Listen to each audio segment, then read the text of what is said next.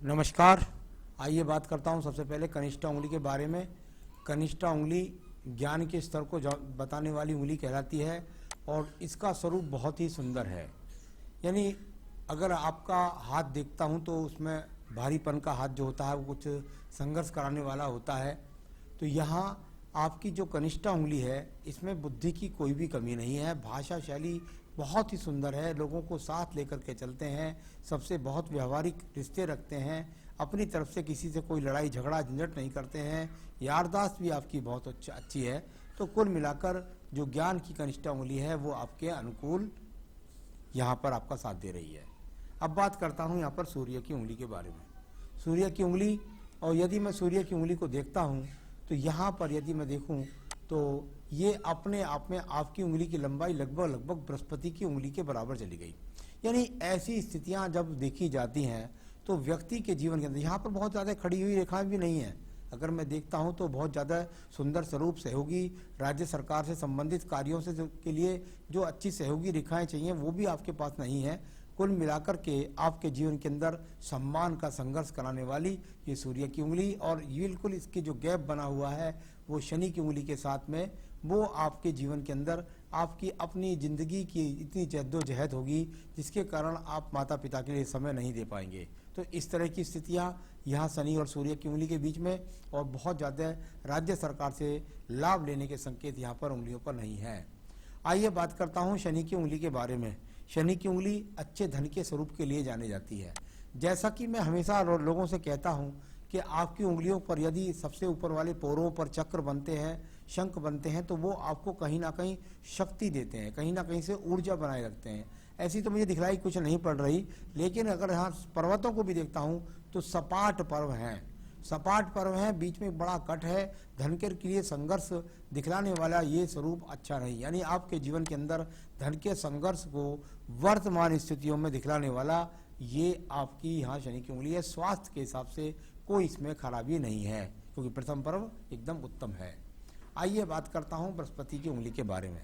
बृहस्पति की उंगली संतान का सहयोग, पत्नी का सहयोग, ईश्वर की कृपा, बुद्धि का स्तर और साथ ही साथ थोड़ा सा अलगाव होने के कारण व्यक्ति को अपना सम्मान बहुत ज़्यादा प्यारा होता है। प्यार, पैसा उतना प्यारा नहीं होता जितना व्यक्ति को सम्मान प्यारा होता है। पत्नी के साथ संबंध है, संतान का सुख सहयोग भी प्राप्त होगा।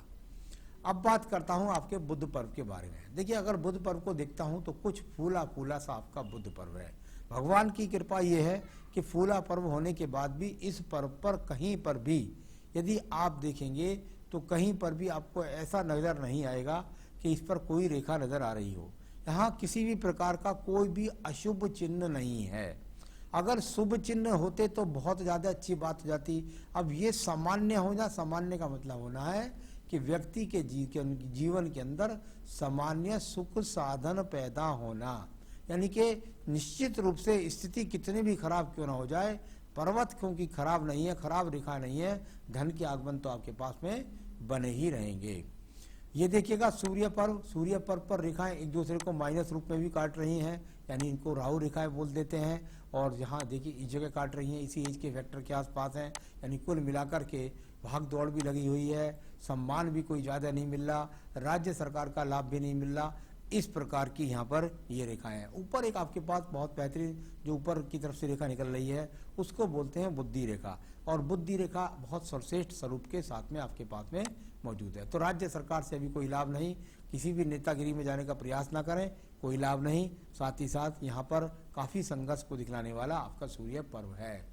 अब बात करता हूँ यहाँ पर मैं आपके शनि पर्व के बारे में। शनि का पर्व, और यहाँ पर ये रेखा थोड़ा सा दोमुखी हो रही है आगे की तरफ, ये बहुत अच्छा संकेत है। यानी कुल मिलाकर इसको हम कहते हैं कि भाई यदि आपके शनि पर्व पर जाकर एक रेखा मात्र भी खड़ी हो जाए तो वो आपको कहते हैं ना कि घर में से रोशनी नहीं जाने देती, यानी कि हर वक्त उजाला रहेगा। यानी कहीं ना कहीं से कैसी भी स्थितियां हैं, धन के आगमन नित्य रूप से आपके पास में बने रहेंगे। आप उसको हमेशा धन के आगमन कहीं ना कहीं से प्राप्त करते रहेंगे। किसी प्रकार का रोग के संकेत भी यहाँ नहीं है। यानी कुल मिलाकर बहुत मन से अच्छे भी हैं और रोग के संकेत नहीं, और धन के आगमन तो बने ही रहेंगे। अब बात करता हूँ मैं सीधा सीधा आपके यहाँ पर एक और पर्व के बारे में जिसको बोलते हैं बृहस्पति का पर्व। बृहस्पति का पर्व बड़ा ही सोनेपन से साथ है। यानी इस पर ना किसी प्रकार का एक्स का चिन्ह है, कोई रेखा बहुत छोटी छोटी माइनर रूप में बिखरी हुई है। जब इस प्रकार से होता है तो मकान का संघर्ष, गाड़ी का संघर्ष, संतान का संघर्ष, कुल मिलाकर इस तरह के सब संघर्ष आपके जीवन के अंदर दिखलाई देते हैं। यानी बहुत अच्छे सहयोग इन चीज़ों के दिखलाई नहीं पड़ रहे हैं। बात करूंगा इसके बाद में सीधा सीधा आपकी पर्वत के बाद में हृदय रेखा के बारे में। ये बहुत इंपॉर्टेंट है आपके हाथ के अंदर। अगर आप देखेंगे तो आपको यहाँ दिखाई देगा एक इस तरीके से हृदय रेखा, और साथ ही साथ इसमें अगर देखोगे तो दूसरी दिखाई देगी यहाँ आकर इसको टच करने वाली बुद्धि रेखा। ठीक है, अब इसको देखिए किस तरह से। यहाँ हृदय रेखा को मैं पहले पढ़ता हूँ। मैंने अपने एपिसोड्स में बताया है और हस्तरेखा विज्ञान कहता है कि यदि आपकी हृदय रेखा जाकर के और सीधा सीधा सूर्य पर्व तक पहुंचे, नीचे वाली को भूल जाइए, ऊपर वाली रेखा सूर्य के केवल पर्व तक पहुंचे, तो इसको क्या कहते हैं कि हृदय के अंदर सिर्फ एक ही जनून है। ऊंचाई ऊंचाई ऊंचाई, तरक्की तरक्की तरक्की, पद पद पद, प्रतिष्ठा प्रतिष्ठा प्रतिष्ठा, ये आपके मन के अंदर हर वक्त यही चलता रहता है। ये यहाँ पर इस प्रकार को दिखलाने वाली। अब इसके पर्व पर यदि देखते हैं तो वहां पर बन जाती हैं क्या कि अगर ऊपर रेखा खड़ी है तो वहां पर भी काट रही है 2-3 रेखाएं, यानी माइनस रेखा यहाँ काट रही है, राहु रेखा, ये वर्तमान की रेखाएं हैं, कोई ज्यादा दिन की नहीं है। तो यदि वर्तमान में देखें तो इनका प्रभाव हो सकता है कि 2 से 3 साल चला जाए। तो ये आपके जन्म क्यों दिखलाती है कि मन के अंदर सिर्फ मुझे ये चीजें चाहिए, मुझे कुछ नहीं चाहिए, मुझे केवल और केवल सम्मान चाहिए, अच्छा पद, अच्छा प्रतिष्ठा के लिए संघर्ष है, और मन के अंदर केवल एक ही जुनून है, क्योंकि शिक्षा का कारक भी जो कहलाता है वो सूर्य ही कहलाता है। तो वो सब चीजें आपके मन के अंदर ठूस ठूस करके भरी हैं। आइए बात करता हूं उसके बाद में आपके मंगल पर्व के बारे में। मंगल का पर्व, और जब बहुत ज्यादा ऊंचा हो जाए, ये पर्वत का ऊंचा हो जाना, उठ जाना बहुत खराब होता है। संघर्ष कर रहे हैं, टूट टूट के संघर्ष है, आप पूरा समय नहीं दे पाते हैं अपनी कार्य व्यवस्था के कारण, लेकिन संघर्ष में बिखराव है, यानी कहीं भी ठहराव नहीं है आपके संघर्ष के द्वारा। तो यहाँ संघर्ष में काफी ठहराव नहीं नजर आता, तो उसको आप कह सकते हैं कि भाई एक तरीके से यहाँ पर बहुत संघर्ष बना हुआ है। तो मैं बात कर रहा था आपकी बुद्धि रेखा के बारे में। तो यहाँ अगर आप देखेंगे तो ये बुद्धि रेखा है, इसमें से हल्की सी बुद्धि रेखा देखा शनि पर्व की तरफ, यानी धन चाहिए। दूसरी बुद्धि रेखा सीधा सीधा पार करते हुए जाके हृदय रेखा के अंदर चली गई, यानी बुद्धि रेखा के अंदर, हृदय रेखा के अंदर समाना। व्यक्ति अपने परिवार के प्रति बहुत समर्पित होता है, यानी पत्नी के प्रति बहुत समर्पित होता है। साथ ही साथ क्योंकि जब हृदय रेखा थोड़ी सी टूट जाती है तो संतान पक्ष की तरफ से व्यक्ति कुछ चिंतित होता है। तो कुछ चिंता और मन के अंदर सिर्फ और सिर्फ परिवार की चिंता, इस तरह की बुद्धि रेखा है जो आपकी बताती है। कभी कभी ये व्यक्ति को आग्रेशन भी बड़ी तेजी के साथ देती है, क्रोध भी बड़ी तेजी के साथ दिला देती है। यहाँ बात करूंगा मैं आपकी एक और रेखा के बारे में, और वो पर्वत मंगल से निकल कर चल रही है, क्योंकि मंगल पर्वत से ही इसका संबंध बन गया आदित्य का, और इसको मैं भाग्य रेखा का स्वरूप कहूंगा। ये हृदय रेखा नहीं है।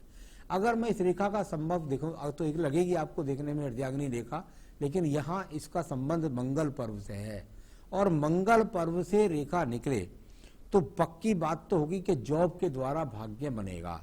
बनेगा कहाँ से? जॉब के द्वारा, इस मंगल पर्वत से, यहाँ से। अगर व्यक्ति, जैसे आपने मेरे से एक सवाल किया है कि क्या मैं सीए बन पाऊंगा या नहीं, देखिए मैं आपको एक बात बताता हूँ, अभी प्रयास कर लीजिए, बहुत अच्छा मौका आपके पास है, और इस काम को आपको फिर जो है 2021 के बाद, बिल्कुल 22 के बाद, 21 के मध्य तक, 21 पूरे तक भी कह सकता हूँ आपको, 22 मध्य तक कह सकता हूँ, आप प्रयास कर लीजिए, बहुत अच्छी अपॉर्चुनिटी आपके पास है। ये वो रेखा है जो आपको आपके जीवन के अंदर गेम चेंजर बन जाएगी। यानी कुल मिलाकर आप सब जगह से ध्यान हटा करके पूरा ध्यान कर लीजिए, क्योंकि 2021 ही वो आपके पास है जिसमें आप अपने जीवन में चेंज कर सकते हैं। ये रेखा आपकी बता रही है, और बहुत सुंदर स्वरूप के साथ में है, 2 मुखी भी हो रही है, इसका आप लाभ ले सकते हैं। और बाद में जो कानूनी राय के रूप में, क्योंकि मंगल पर्व से निकल रही है, ये आपको बहुत सीए वाले कार्य में आगे पहुंचाएगी। तो कुल मिलाकर के यहाँ ये आपके पास एक सुंदर स्वरूप वाली रेखा, यहाँ ये रेखाएं हैं चंद्र पर्वत जो चिंता को दर्शाती हैं, मंगल खुद केतु पर्वत पर क्रॉस बनाती हैं, यानी मानसिक चिंताएं हैं, थोड़ा सा कर्ज भी हो गया है, ऐसी स्थितियों को दर्शाने वाली ये यहाँ पर स्थितियाँ हैं। तो कुल मिलाकर के केतु पर्वत अच्छा नहीं, मानसिक चिंता को, भाग्य रेखा ये पूरी टूट करके बनी है, बहुत अच्छा सपोर्ट नहीं कर रही है, लेकिन फिर भी लगातार चल रही हैं जो आपको धन के आगमन बनाती रहेंगी। तो चलिए, ये आपकी इस तरीके से भाग्य रेखा का स्वरूप हुआ। व्यापारिक रेखा कोई नहीं, शुक्र पर्व से रेखा निकले तो व्यक्ति का पत्नी के बाद आने के बाद में जीवन के अंदर अच्छी खासी उन्नति होती है। आप चाहें तो पत्नी का सहयोग भी ले सकते हैं, व्यापार के अंदर ना बढ़े तो आपके लिए ज़्यादा अच्छा रहेगा। तो ये हो गया आपका स्वरूप। अब आइए शुक्र पर्वत को देख लेते हैं। शुक्र पर्वत, और यहाँ देखता हूँ तो बहुत सामान्य शुक्र पर्व, यानी कुल मिलाकर बहुत ज़्यादा संसाधन अच्छे नहीं दिखलाई पड़ते हैं। तो ये इस प्रकार का शुक्र पर्व आपका है। संतान रेखाएं देखता हूँ तो हाथ के अंदर आपकी वे 2 से 3 संतान रेखाएं आपके हाथ के अंदर मुझे चमकती है। तो ये विषय जो है वैसे पत्नी के हाथ से पता लगता है, और क्योंकि वो गर्भ धारण करती है, और साथ ही साथ ये जो है उनकी जन्मपत्री के द्वारा पता लग जाएगा कि उनको संतान होगी और कब होगी। आयु रेखा आपके हाथ के अंदर कम से कम 75 से 76 वर्ष की आयु रेखा भी आपके पास है, आगे भी ये रेखाएं बढ़ती रहती हैं।